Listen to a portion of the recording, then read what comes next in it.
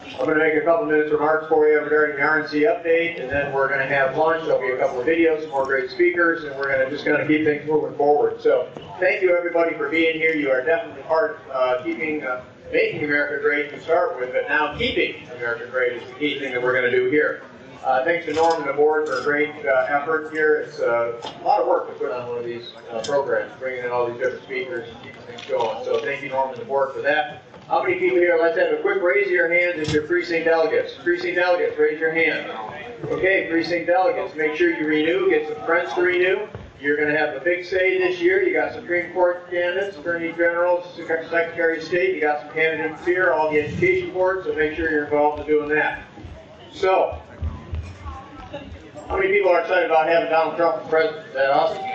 I mean, when you think about it, you think, well, what is your favorite accomplishment? Is it Gorsuch? I mean, that's pretty good. Yeah. How about the decrease in regulations? That's pretty good. How about getting out of the Paris Climate Accord? We don't even talk about that anymore. How about the border security that he's working on and trying to break Congress along with him? How about, the economy? How about record low unemployment for the black population, the Hispanic population, the stock market going crazy? How's your 401k looking? How about those over 500 companies that have given out bonuses of over $1,000 in raises? I mean, all of this has happened. How about energy? I mean, the energy revolution in the United States has revolutionized our foreign policy, and that is a great thing as well. So Donald Trump has done just wonderful, wonderful things. But the key part of Donald Trump, and as great as all of those things are, right? They're awesome. But he did one thing even more important than all those things. He did the one thing that no one else could do. Ted Cruz couldn't do it, Rand Paul couldn't do it, nobody could do it, and that was what? He beat Hillary Clinton. Yes. Okay, so that was absolutely critical. Now, how many people look at Washington, D.C. as the swamp? Okay, in Washington, D.C., we have the swamp dwellers, and we have the swamp drainers. I'll call out a name, and you yell out dweller or drainer. Mitch McConnell. Weller. Ted Cruz. Drainer. Paul Ryan. Weller. Mark Meadows. Mark Meadows, okay. Jim Jordan. Yeah. Oh, Rand Paul. How about the National Republican Congressional Committee? Grandma. How about the National Republican Senatorial Committee? Grandma. How about the Republican National Committee?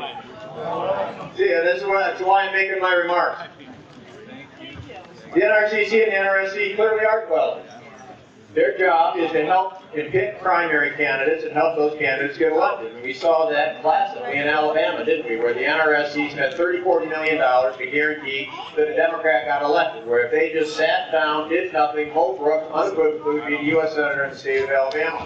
The RNC met with McConnell multiple times. The Alabama RNC members, men, women, state party chair met with McConnell's PAC multiple times. Stay out of Alabama. Let Alabama decide who the next senator is going to be in the state of Alabama. The dwellers made sure that it wasn't a Republican. Now the RNC, let's be clear, the RNC, like the NRSC for the Republican House, or for the House and the Senate, the RNC is the political arm of the White House. The whole purpose of the RNC is to support the White House. We support the election of the president, we run the primary, the convention, the platform, the rules, and raise money for the president and help the president campaign. We are the political arm. When you see him going off to a campaign rally in Pennsylvania or Phoenix or somewhere, it's the RNC that pays for that. We are all about electing President Trump. And so we are absolutely the drainers. Now you're used to hearing about being the dwellers, and in part that's because when you have a Democrat president, the RNC is in a very different spot. They become part of the dwellers because they're trying to beat the Democrat president, of course, but they get to be taken over by a lot of people who want to be the next RNC chair.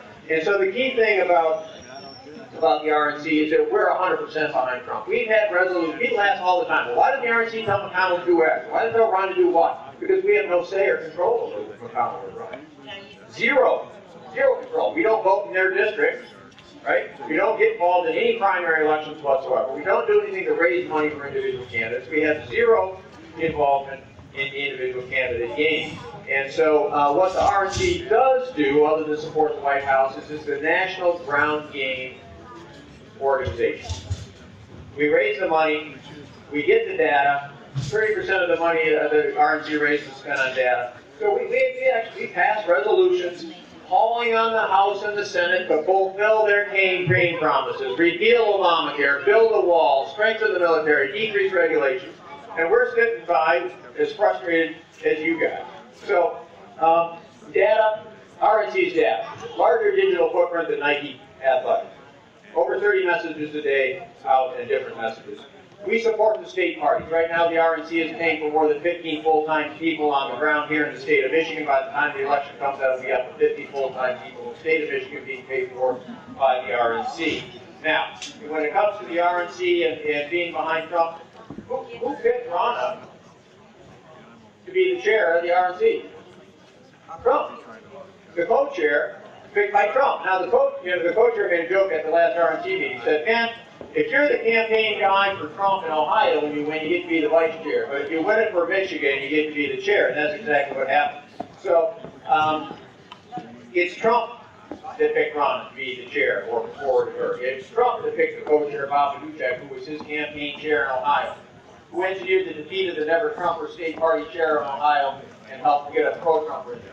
The co-chair, Bob Duchek, he's the chair of the nominating committee for the presidential election. You can count on the RNC being 1,000% behind the president. And anything you heard before the election of people who might have been from the RNC not for the president, Trump as the candidate, is because all those people expected Trump to lose. They all wanted to be the chair of the RNC. So they were building their bona fide swamper credentials. They're all gone. So the RNC is doing great. We raised $160 million this election cycle. And the key part about that is it's small donations. You hear all about how the Republicans are the big money people.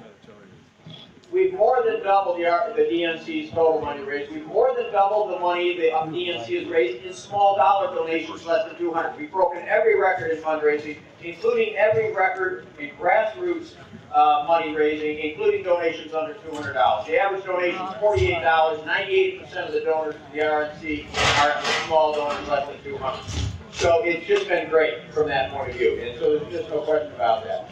So, the State of the Union address, would that make clear what the position of the Dems are? And then sitting on their hands with things that are just absolutely normal, pro-American, any normal person. The people that Trump activated to get out and vote, support him. The normal people who normally stay home or vote a Democrat because that's what somebody told them to do. Those people are now awake, but so are the Dems. And our last meeting, Newt Gingrich spoke, and he said the one thing that we underestimate is how vicious the Democrats are when it comes to meeting their goals and achieving their ends. But you guys are key. You're a key group. You understand absolutely that our rights are natural. They don't come from the government. Well, some of our other speakers talk about that, right? So we're citizens. You know, we're not subjects. And we're governed, not ruled. And that's you guys. You're important for that. And you, as you know, and as people have mentioned over and over and over, our Constitution was convened to secure those rights, not to take them. So if you want President Trump to continue to realize, you know, his own greatness, that requires this Republican House and Republican Senate. In 2018 here in the state of Michigan is absolutely critical, because I'll tell you what, for Michigan to vote Trump again in 2020 against a Democrat governor in the state of Michigan and a Democrat controlled government, that is going to be a difficult chance, especially when we look at Secretary of State. We got a couple of the candidates here. Their whole goal is to make sure that we can't get election integrity, and I know we've had some speakers on that as well. So just make sure you're there. You know, the RNC is going to be there full force when it comes to the general election and the turnout. Let me just make one thing that popped in my head. For over 30 years, the RNC has not been allowed to be involved in get-out-the-vote operations because of the Democrat lawsuit, because the Republicans, of course, those awful racists, were suppressing the vote. And so just this last December, for the first time in 35 years, despite all the judge shopping, the Democrats were finally not able to get a judge to renew for another 7 years the decree that kept the RNC out of the get-out-the-vote. And therefore, they're challenging it. But that's going to be a big difference as well, that we can do that. So just make sure you're out there. You know, your kids, your grandkids are dependent on it. They want to have a chance to be able to have their own great America. And it's going to take us and all of you guys to help keep that going. So we're going to move on.